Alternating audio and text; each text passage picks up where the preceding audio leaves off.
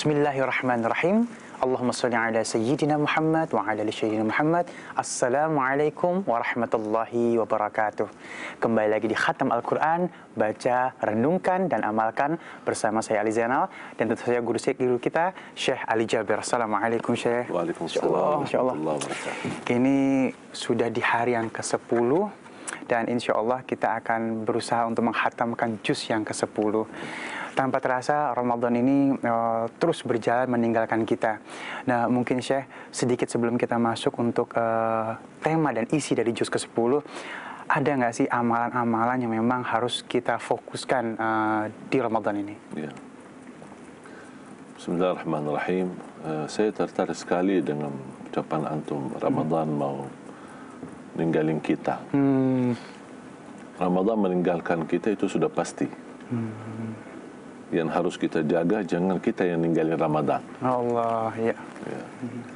Karena Ramadan itu sebagai hari-hari akan berlalu.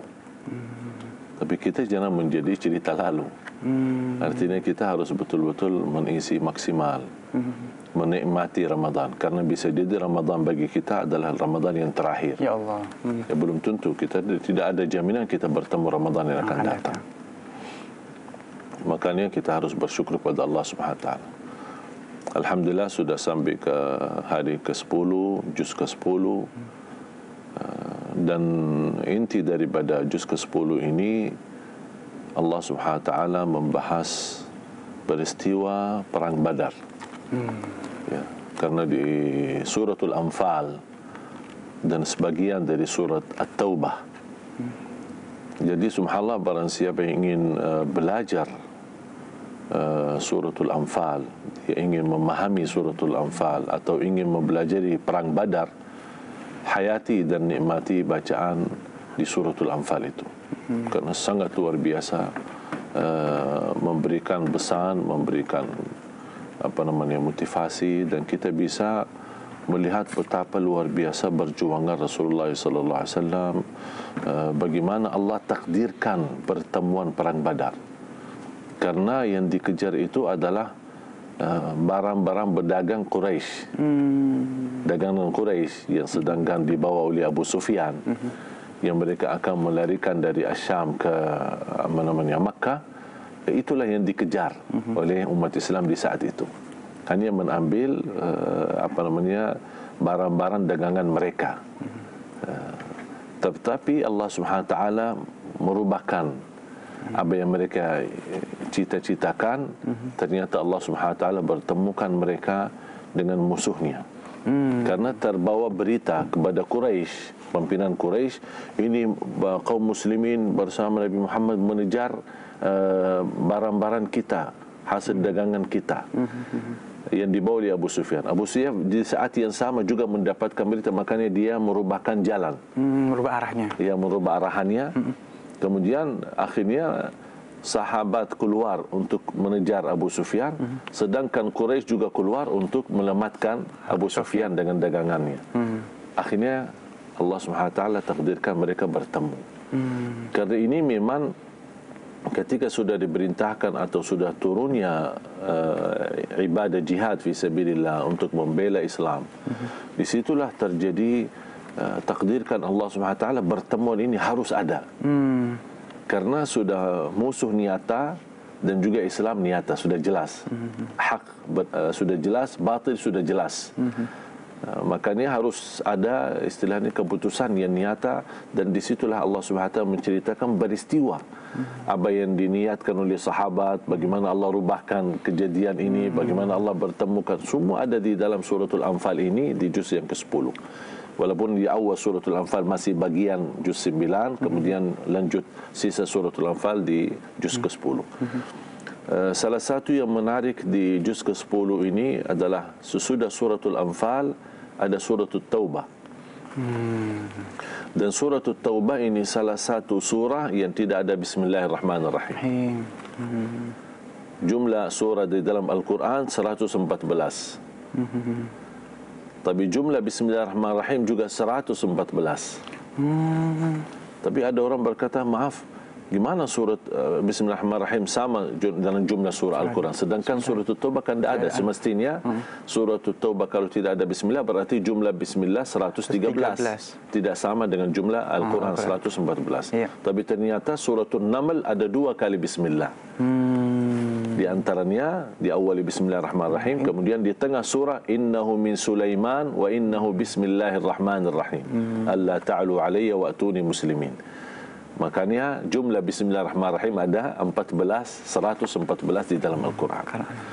Mengapa tidak ada Bismillahirrahmanirrahim di surah At-Taubah? Ada sebenarnya banyak sebab atau banyak hal. Yang pertama, karena At-Taubah itu adalah, sebagian ulama berkata, sambungan dari suratul Anfal. Karena cerita hampir sama, tidak beda jauh. Karena perang Badar, permusuh menghadapi musuhnya Quraisy. Kemudian suratul Taubah adalah pengkhianat dari Quraisy, mengingkari berjanjian bersama Rasulullah SAW. Makanya di situ dianggap lanjut. Surat Taubah melanjut surat Al-Anfal. Inna Allah bikulli syai'in alimun bara'atun. Makanya tidak ada Bismillahirrahmanirrahim. Ada sebab yang kedua, setiap turun ayat Rasulullah SAW menunjukkan kepada penulis Al-Wahyu, letakkan ayat ini di sini, letakkan surah ini di sini, letakkan surah ini di depan, letakkan surah ini di belakang. Dan di situ Rasul ketika menarahkan mereka, tidak Rasul menyebutkan tuliskan Bismillahirrahmanirrahim. Itu sebab kedua. Sebab yang ketiga adalah Bismillah isinya adalah khianat Quraisy, khianat orang kafir musyrikin terhadap Nabi Muhammad SAW, mengkhianati perjanjian yang sudah dituliskan. Belum lagi masalah orang munafik yang Allah bongkarkan di dalamnya. Belum lagi masalah perang isinya, menghadapi musuh dan strategi berperang. Dan ini masalah perang ini beda jauh dengan kasih sayangnya Allah. Makanya tidak ada Bismillahirrahmanirrahim karena tidak cocok. Bismillahirrahmanirrahim tapi yang dibahas perang. Bismillahirrahmanirrahim tapi yang dibongkar aib-aib orang munafik. Makanya tidak ada Bismillahirrahmanirrahim. Masya Allah, luar biasa. Tetap bersama kami di Khatam Al-Quran, baca, renungkan, dan amalkan.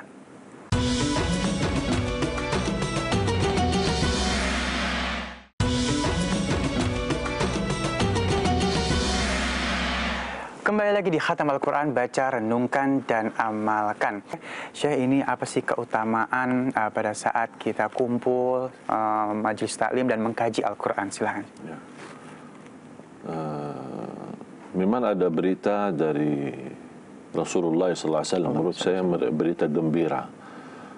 Rasulullah SAW bersabda, "Ma jalasa qaumun fi majlisin yatluna kitab Allah wa yatadarasunahu bainahum illa nazalat alaihimus sakinah wa asyatumur rahmah wa hafatumul malaika wa dzakarumullah fi man 'indah." Tidak ada satu kaum duduk di satu tempat. Tujuan mereka duduk untuk baca ayat Al-Quran. Ya kalau istilah di Indonesia tadarus. Tadarus, ya, baik. Tadarus Al-Quran, atau mereka duduk bersama untuk khatam Al-Quran, baca bareng. Atau bisa ada satu orang yang membaca, terus ada satu orang lagi yang membaca terjemahannya. Jadi apapun cara, bagaimana teknisnya, ujung-ujungnya semua mereka duduk di satu tempat, di masjid maupun di rumah. Tujuannya mereka ingin mengingat Allah, ingin membaca Al-Quran. Ada yang baca bareng, ada yang baca masing-masing, ada yang baca dipimpin oleh satu orang, ada yang baca. Semuanya menurut saya boleh, asal kita ujung-ujungnya kan baca. Ya. Jangan kita ribut, oh ini dah boleh, ini dah ada contohnya, ini dah. Jadi intinya Rasulullah SAW sudah memberikan poin besar, ya, judul besar. Mereka duduk di tempat membaca dan mentadarus Al-Quran. Ya, tapi Rasul tidak menjelaskan secara detail harusnya bagaimana teknisnya. Ya, berarti Rasul memberikan kebebasan kembali kepada kemampuan kita masing-masing. Saya juga tambahkan, kalau boleh setiap rumah dia ada majlis ta'lim untuk mewujudkan hadis ini. Bagaimana bisa diterapkan hadis ini? Majlis ta'lim bukan bermaksud harus majlis taklim yang kita kenal di Indonesia. Harus mengundang banyak orang, atau bisa dibilang majlis taklim ibu-ibu sambil arisan, ya. Jadi bukan itu yang saya maksud. Maksud saya majlis taklim yang kita bisa terapkan sehari-hari di rumah adalah di rumah sendiri, keluarga rumah sendiri, suami, istri dan anak. Bagaimana bentuk majlis taklim supaya kita dapat, karena setiap pertemuan ini duduk bersama, baca Al-Quran, zikir, belajar agama, Allah SWT akan memberikan sakinah, ketenangan dalam kehidupannya, ketenangan hatinya, ketenangan dalam rumahnya. Allah SWT memberikan, disebutkan nama-nama kita di sisi Allah SWT, diampuni dosa-dosa kita, dihadiri oleh malaikat. Allahu Akbar. Bahkan selesai majlis ini, qumu maghfuran lakum, bangunlah, bobarlah kalian karena sudah diampuni oleh Allah segala dosamu. Allahu Akbar. Jadi majlis ta'lim ini kalau bisa terdiri di setiap rumah, walaupun hanya baca satu ayat. Suami hari ini bersama istri, bersama anak di dalam rumah, suami baca satu ayat hari ini dan sama terjemahannya. Kalau dia punya kelebihan ilmu atau sedikit dia mengetahui tentang ayat ini, mungkin dia bisa kupas dan juga bisa menyampaikan ilmunya. Besok giliran istri. Istri baca satu ayat sama artinya, kemudian sama artinya. Kalau dia ada tambahan sedikit mungkin informasi atau apa ilmu yang bisa bermanfaat, dia sampaikan. Besoknya lagi giliran anak. Oh, kasih kesempatan juga buat anak ya. Semua walaupun cuma satu ayat. Kalau ada membantu pun di rumah, ajak dia duduk bareng. Supaya apa? Supaya terwujud apa yang kata Rasulullah SAW, tidak ada satu kaum duduk di satu masjid atau satu majlis atau satu rumah dan mereka tadarusi Al-Quran, mempelajari Al-Quran, mempelajari isinya, menhayati maknanya. Allah SWT memberikan banyak hadiahnya. Di antaranya ketenangan, di antaranya ghasyiatumur rahmah, diberikan kasih sayang, diturunkan malaikat hadir di majlis kita. Bahkan Rasulullah SAW bersabda, "Idza ra'aitum riyadal jannati farta'u." Qalu, "Wa ma riyadul jannati ya Rasulullah?" Qala, "Hilaqul ilmi wa hilaqul dzikr." Kalau kalian mampir bertemu dengan kebun kurma atau kebun surga, sahabat bertanya, apa itu yang dimaksud oleh Rasulullah SAW, taman-taman surga? Kata Rasulullah SAW, taman surga adalah majlis ilmu dan majlis zikir. Berarti kalau ingin masuk surga di dunia, itulah majlis ilmu dan majlis zikir. Apalagi kita di rumah, tidak harus jumlah yang besar atau jumlah yang tertentu. Kita aja berdua aja sama istri, suami istri itu boleh. Dan kita targetkan setiap hari satu ayat. Supaya menjadi ringannya, walaupun sebentar, 2 minit, 3 menit. Tapi subhanallah bisa membuat kita menjaga ibadah di dalam rumah kita sendiri. Apalagi kalau kita gantian giliran, ada saya suami, kemudian terus istri. Mungkin istri merasa belum siap, dia akan nanti cari tahu lewat Google kah, lewat buku-buku. Jadi bisa belajar semangat, karena dia ingin besoknya memberi yang terbaik. Dia tidak mau kalah sama suaminya misal. Apalagi anak melihat berkembangan luar biasa, dia akan tambah mencari tahu tentang ayat. Jadi luar biasa bisa menanamkan pemahaman dan belajaran dalam rumah kita sendiri, walaupun hanya sebatas keluarga yang kecil, tapi banyak keberkahan yang kita dapat dalam rumah. Masya Allah, luar biasa, Masya Allah ya. Jangan kemana-mana, tetap bersama kami di Khatam Al-Quran, baca, renungkan, dan amalkan.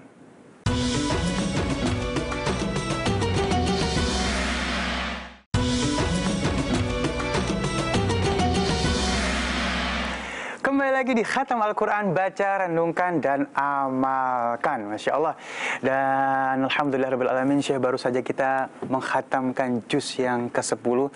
Memang kalau kita niatin dan kita ikhlas, nggak ada yang nggak mungkin ya. Insya Allah kita semuanya bisa, nggak mungkin nggak bisa. Nah, baik, kira-kira apa nih Syekh yang bisa kita kaji lebih dalam lagi dari juz yang ke-10 ini? Ya.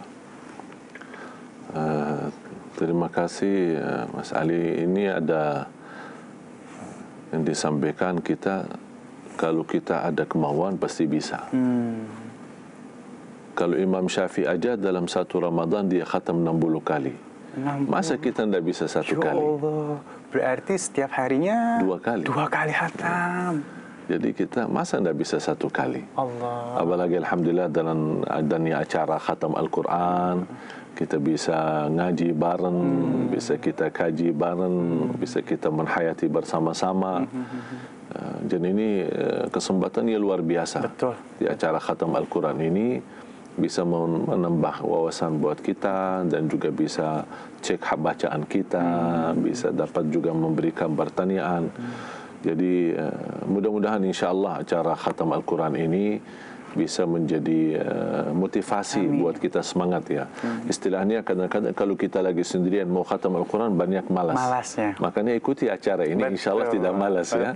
Biar ini bisa termotivasi, bisa insya-Allah walaupun hanya sedikit-sedikit tetapi lebih baik sedikit-sedikit tapi istiqamah daripada banyak tidak istiqamah. Karena Rasulullah SAW bersabda, "Innallaha yuhibbu minal amali adwamahu wa in qall." Allah cinta amalan hamba yang sedikit tetapi istiqamah. Ya, itu bisa diamalkan. Mudah-mudahan insya-Allah melalui acara khatam Al-Quran ini motivasi kita dan bisa istiqamah menjadi ahli Al-Quran. Amin, amin. Salah satu ayat Allah Subhanahu wa taala sudah menetapkan ahli zakat yang fantas dan berhak menerima zakat. Sebagaimana firman Allah Subhanahu wa taala surah At-Taubah ayat 60, Allah Subhanahu wa taala berfirman, a'udzubillahi minasyaitonir rajim, innamas sadaqatu lil fuqara wal masakin wal 'amilina 'alaiha wal mu'allafati qulubuhum wa fir riqab wa fi sabilillah wa ibnis sabil fariidatan min Allah wallahu 'alimul hakim. Fariidatan min Allah itu fariidah dari Allah Subhanahu wa taala, sudah fardu, sudah ditetapkan oleh Allah Subhanahu wa taala. Makanya ulama menyebutkan ahluz zakah al-asnafuth thamaniyah. Ada 8 sinf, 8 macam atau 8 orang yang fantasnya dan berhak untuk menerima zakat. Beda arti zakat sama sedekah.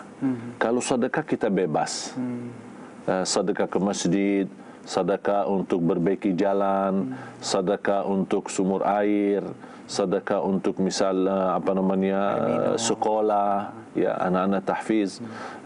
Tapi kalau zakat memang sudah ada aturannya. Tidak boleh sembarangan dan tidak boleh ke tempat yang tidak ditentukan oleh Allah Subhanahu wa taala. Allah sebutkan 8 asnaf. Kalau di bahasa fikih disebutkan 8 asnaf. Yang pertama, innamas sadaqatu lil fuqara. Orang fakir. Arti daripada kata fakir yang tidak punya apa-apa sama sekali. Fakir, tidak punya apa-apa. Tidak punya kemampuan bekerja, tidak punya penghasilan, tidak punya apa-apa. Yang kedua, miskin. Iman ada beda enggak fakir sama miskin? Nah, itu dia suka bingung kita kan di Indonesia gerakan bantu fakir dan miskin. Ya, ini kan bahasa. Tapi kalau dalam bahasa Arab beda. Yang miskin adalah yang punya penghasilan tapi tidak cukup. Tidak mencukupi. Tidak mencukupi. Misal kalau untuk sebatas bayar listrik, bayar kebutuhan makan dan minum buat anaknya, insya-Allah masih ada. Tapi kalau sudah masuk kepada biaya sekolah, apalagi mau berobat ke dokter, ini cukup, ini membebankan. Sampai dia terpaksa pinjam sana sini. Ya, itulah miskin yang belum punya kecukupan menutupi kebutuhannya, dia masuk kepada zakat, ahli zakat. Dia. Jadi fakir yang tidak punya apa-apa, miskin yang tidak punya kecukupan. Ada yang menartikan yang berbeda. Yang dimaksud fakir yang tidak punya kecukupan, yang miskin yang tidak punya apa-apa. Ya. Tapi ujung-ujungnya sama. Intinya fakir dan miskin mereka adalah salah satu ahli zakat yang mereka berhak untuk menerima zakat. Berarti yang pertama fakir. Yang kedua miskin. Innamas fuqara'ul masakin wal 'amilina 'alaiha. Maksud wal 'amilina 'alaiha amil zakat. Yang datang kepada pengusaha, yang datang kepada orang kaya, yang menumbuhkan zakat itu disebutkan amil. Amil zakat. Oh, dia punya hak juga untuk dapat. Di situ punya hak. Kecuali kalau dia orang mampu. Kalau dia orang mampu, dia hanya bekerja lillahi ta'ala, ya tak perlu. Dan ketika dia mengambil dari, kalau dia misal dia juga sendiri butuh, Allah izinkan, tapi jangan berlebih-lebihan. Maksudnya dapat uang 100 juta, dia ambil 90 juta, terus yang sisa dia buat fakir miskin. Ya, ambil yang wajar. Yang wajar. Yang wajar. Ada batasan bolehnya gitu? Ada yang menyampaikan sampai 5%, ada 2,5%, ada yang sampai 10%. Tapi kalau menurut saya ukurannya takwa. Ukurannya takwa. Kita harus takut kepada Allah Subhanahu. Ini kan uang zakat. Betul, Ya. betul. Jadi kita ambil secukupnya yang betul-betul diperlukan. Ya, bukan berlebihan untuk jalan-jalan ke luar negeri. Aduh. Ini bahaya. Oh, iya. Alasannya saya kan ambil zakat. Saya ambil zakat. Jadi karena ambil zakat berarti semuanya jadi halal buat dia. Tidak boleh. Harus berhati-hati. Kemudian wal gharimin, orang-orang yang berhutang. Berhutang itu yang disebutkan gharimin. Ada tagihan, dia tak sanggup bayar, tapi kita harus kenal orang itu baik. Jangan dia orang suka hutang. Jadi kemana apapun alasannya pinjam sana, hutang, pinjam. ya. Habis itu tolong dong, bantu dong. Allah kan sebutkan saya di dalam Al-Quran. Tapi dia kan sering ini berhutang, sering ini bermain-mainlah dengan harta orang. Itu yang tidak boleh kita bantu. Tapi kalau orang yang betul-betul kita kenal, dia orang baik, tapi tercepat dalam musibah atau dia misal mengalami kerugian yang besar sampai terbeban dengan hutang, dan kita tahu dia orang-orang baik, orang jujur, bukan orang bermain-main dengan harta orang, dia pantas mendapatkan dari zakat. Kemudian wafir riqab. Wafir riqab adalah orang-orang yang dimaksud memiliki hukum qisas. Kalau yang berlaku di Arab, kalau orang membunuh orang, ada hukum qisas. Atau kecelakaan mobil. Misal kalau kecelakaan mobil, kemudian akibat kecelakaan ini, mobil yang satu lagi, supirnya meninggal. Kita sebagai penabrak, kita kena denda. Namanya dia. Kurang lebih 100.000. Kalau uang Arab 100.000 rial. Yang kurang lebih kalau uang Indonesia 350 juta. Dia tidak sanggup. Dia orang kecukupan lah, tapi tidak punya kemampuan untuk bayar dia itu. Makanya dialihkan kepada zakat. Boleh dia mendapatkan zakat. Mu'allaf. Dan yang dimaksud mu'allaf bukan hanya orang yang masuk Islam atau baru masuk Islam, tapi termasuk orang non-Muslim yang belum masuk Islam, tapi dia miskin. Buat apa?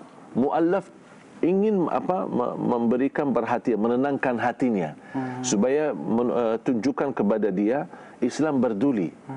Islam berduli sesama Muslim dan Islam berduli sesama manusia.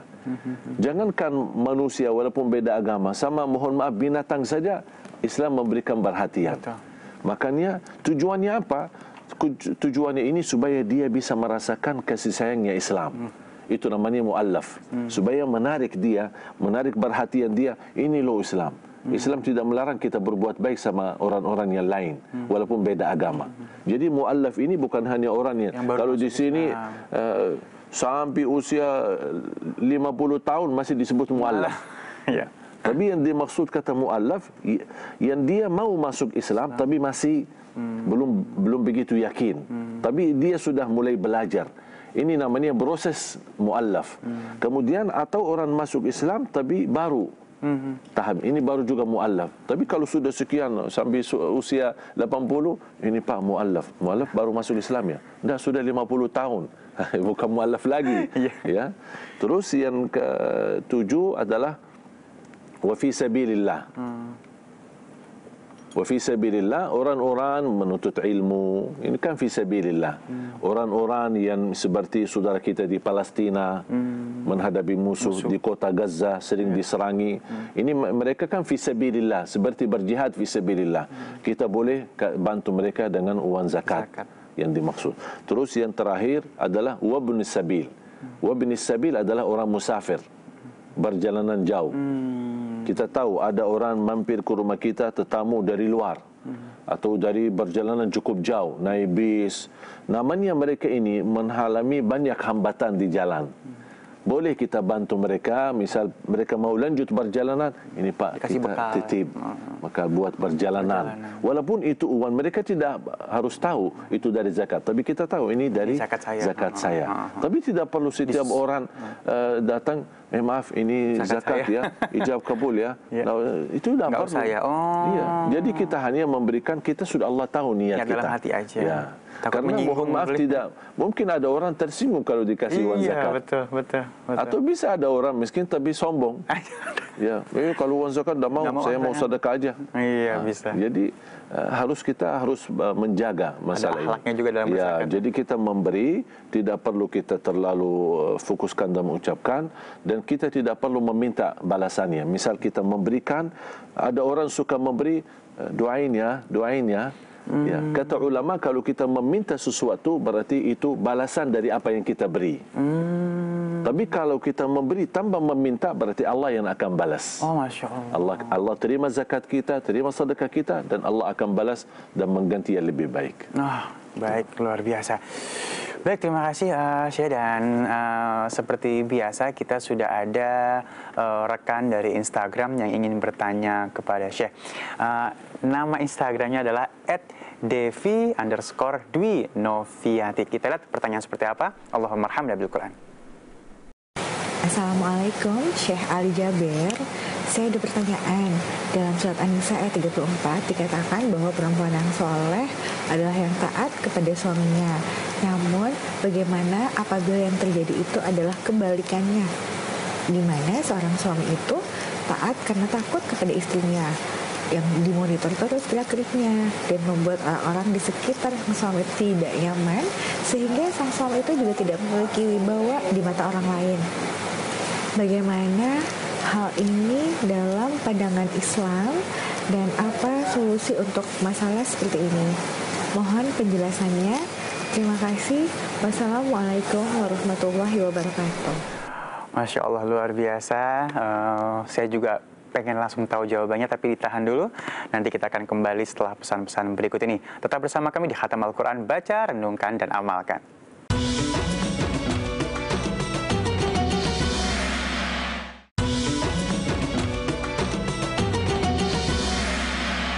Kembali lagi di Khatam Al-Quran, baca, renungkan, dan amalkan. Baik, Syekh. Ini jawabannya seperti apa? Silahkan, Syekh. Ada istilah kalau istri takut suami itu wajar. Ya, karena suami yang bertanggung jawab, suami adalah imam. Bisa aja kalau suaminya lagi marah nanti barangkali tidak dikasih nafkah. Jadi wajar kalau wanita takut sama suami. Tapi yang tidak wajar adalah suami yang takut istri. Saya tidak tahu takut karena istrinya galak, ya, atau istrinya karena lebih kaya, penghasilannya lebih banyak. Lebih banyak. Takut nanti kalau dia marah tidak dikasih. Menurut saya laki-laki yang takut istrinya kurang beribawa. Ya, dan seharusnya antara suami istri, mohon maaf, lebih baik tidak ada istilah takut saling menakutkan. Itu tidak baik, tidak fantas. Karena suami istri adalah saling mengisi, saling membagi, saling sayang dan saling cinta. Dan wajib bagi istri memang taati suami, dan wajib suami berusaha mempunyai hak istri. Ada beda istilah istri taat suami, tapi tidak ada istilah suami taat istri. Ya. Tapi suami punya kewajiban mempunyai hak istrinya, dan mempunyai kewajiban mempunyai hak istrinya yang wajar, yang tidak berlebihan, yang menjadi di bawah kewajiban dia. Misal soal makan, soal minum, kemudian berpakaian. Tapi berpakaian yang cukup, tak boleh berlebihan. Istrinya tuntut, aku mau beli pakaian di mana lah gitu, atau dari model apa. Itu tidak wajib suaminya memberikan, kecuali kalau dia mampu. Jadi istri tidak boleh membebankan suaminya masalah belanjaan. Ya, dibatasi kemampuan. Kalau dia melihat kemampuannya itu cukup, ini ya udah, berarti tidak boleh berlebihan. Dan tidak ada kewajiban suami memberitahu penghasilan penghasilan kepada istrinya. Apalagi kalau istrinya mau tahu duitnya aja ya. Iya, apalagi ATM dipegang. Iya, gitu ATM kan. dipegang. Ini kan memang ada beberapa kebiasaan, misal ada orang yang memang percaya sama istrinya, pokoknya gajinya masuk ke istrinya, hasilnya semua masuk ke istrinya. Itu sepakatan mereka bersama. Silakan aja ya. Ya, tidak ada masalah. Tapi tidak ada keharusan. Tidak ada istri yang berhak menuntut suaminya, memaksa-maksa seolah-olah aku harus tahu penghasilan kamu apa. Karena dia mau membandingkan, kamu kok cuma beli baju padahal penghasilannya sekian. Kenapa dah membeli baju yang mahal? Makanya Islam saling menjaga masalah ini supaya tetap terjaga keharmonisan dalam rumah tangga. Intinya suami sayangi dan cintai istrinya, istrinya taat dan rasa cinta kepada suaminya, dan saling kita menjaga, saling mengisi. Ada kesalahan, ada kekurangan, ada, wajar. Tidak ada rumah tangga yang sempurna. Tapi kita saling membantu, saling mengisi, dan insya Allah semakin kita memperbaiki, bukan hanya tujuannya membuka aib, insya Allah pasti akan Allah memberikan pertolongan yang menjadi rumah tangga sakinah mawaddah rahmah. Amin ya rabbal alamin. Memang ini ujian yang ya hampir semua rumah tangga mengalaminya ya. Baik, Masya Allah. Dan sekarang alhamdulillahirabbil alamin ada sahabat Instagram kita juga yang ingin store bacaan. Mari kita simak. Allahumma arhamna bil Quran. A'udzu billahi minasy syaithanir rajim.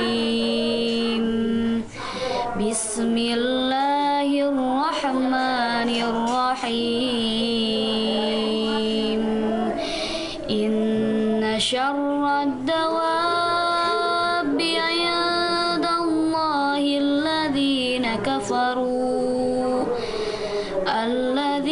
kafaru fahum la yu'minun. Shadaqallahul azim. Baik, luar biasa. Silakan Syekh. Masya Allah, luar biasa, bagus bacaannya, indah suaranya. Cuman perlu diperhatikan ketika baca huruf sukun. Bismillahirrahmanirrahim. Jadi kalau dia ulang lagi, perhatikan videonya, dia menggerakkan huruf ha. Bismillahirrahmanirrahim. Roha jadi roha. Ya, semestinya ar-rahmani karena huruf mati, sukun, tidak boleh gerak sama sekali. Kemudian ketika dia baca inna syarrad dawabi, cukup panjang, cukup memberikan haknya nun, tapi sayang sekali ada sedikit tidak memberikan tekanan kepada huruf tasdid. Inna syarrad dawab, karena ini ada tasdid. Jadi ditekankan huruf ra. Belum lagi huruf ba, ada juga tasdid. Inna syarrad dawabi indallahi. Jadi ada tasdid di syar, ada tasdid di huruf dal, ada tasdid di huruf ba. Jadi tekanan kepada tasdid itu mesti dijaga. Jadi tidak boleh berlebihan. Contoh, inna syarrad dawa. Jadi ini kan berlebihan ya. Dan juga jangan terlalu terlepas. Inna syarrad dawabi. Jadi kehilangan huruf tasdidnya. Saya melihat bagus, selain apa yang saya sampaikan, memiliki suara juga indah. Mengikuti suara ciri khas ini dari Arab Saudi juga ya. Iya, memang banyak orang, apalagi sekarang dunia YouTube ini orang mudah bisa mengikuti dan meniru suara-suara. Walaupun saya lebih memilih orang-orang lebih bagus membaca dengan suara sendiri. Ya, istilahnya berusaha menemukan dirinya dalam membaca Al-Quran. Tapi kalau dia merasa lebih mudah untuk meniru suara orang lain, tidak apa-apa. Sudah memiliki. Asal jangan merasa berat. Ada orang ingin meniru suara orang lain, tapi dia agak terbeban. Sambil kayak maksa-maksa gitu. Tapi dia ingin misal baca kayak Syekh Abdul Basit, seorang qari rahimahullah dari Mesir, atau Syekh Muhammad Siddiq Al-Minshawi. Jadi kita tidak perlu memaksa. La yukallifullahu nafsan illa wus'aha. Semakin kita bisa menemukan diri kita dalam membaca Al-Quran, itu semakin baik. Tapi suaranya bagus, Ya, mudah-mudahan bisa istiqamah maksimal membaca Al-Quran di bulan suci Ramadan. InsyaAllah saya doakan insyaAllah berhasil mengkhatam dan hafal 30 juz. Amin ya Allah, amin. Baik, alhamdulillahirrabbilalamin. Jamaah yang dimuliakan oleh Allah, tadi sahabat-sahabat kita yang sudah berpartisipasi baik bertanya lewat Instagram dan store bacaan akan mendapatkan hadiah Al-Quran. Semoga bermanfaat ya. Baik, tanpa terasa kita sudah sampai di penghujung acara pada kesempatan kali ini. Saatnya saya Ali Zainal dan guru kita Syekh Ali Jabir untuk undur diri, dan saksikan terus khatam Al-Quran, baca, renungkan, dan amalkan. Selamat menjalankan ibadah puasa. Assalamualaikum warahmatullahi wabarakatuh. Bismillahirrahmanirrahim. Alhamdulillahi rabbil alamin. Allahumma salli ala Sayyidina Muhammad wa ala ali Sayyidina Muhammad. Ya Allah ya dzal jalal wal ikram. Rabbana hab lana rizqan tayyiban mubaraka. Nas'aluka ilman nafi'an wa rizqan tayyiban wa amalan salihan mutaqabbala. Ya Allah ya dzal jalal wal ikram, berkahi rezeki kami, berkahi harta kami, berkahi ya Allah kerjaan kami yang bisa menghasilkan hasilan yang halal, halalan tayyiban ya rabbal alamin, yang membawa rezeki bagi keluarga kami dan anak keturunan kami, membawa rezeki yang halal ya dzal jalal ikram. Ya Allah, berikan kepada kemampuan kami yang memang sangat terbatas, memiliki kecukupan, tapi Allah jadikan kecukupan ini bisa berguna bagi diri kami, berguna bagi keluarga kami, dan berguna bagi orang lain melalui sedekah dan zakat ya dzal jalal wal ikram. Rabbana taqabbal minna innaka antas samiul alim wa tub alaina innaka antat tawwabur rahim. ربنا آتنا في الدنيا حسنة وفي الآخرة حسنة وقنا عذاب النار وصلى الله على سيدنا ونبينا محمد وعلى آله وصحبه وبارك وسلم والحمد لله رب العالمين.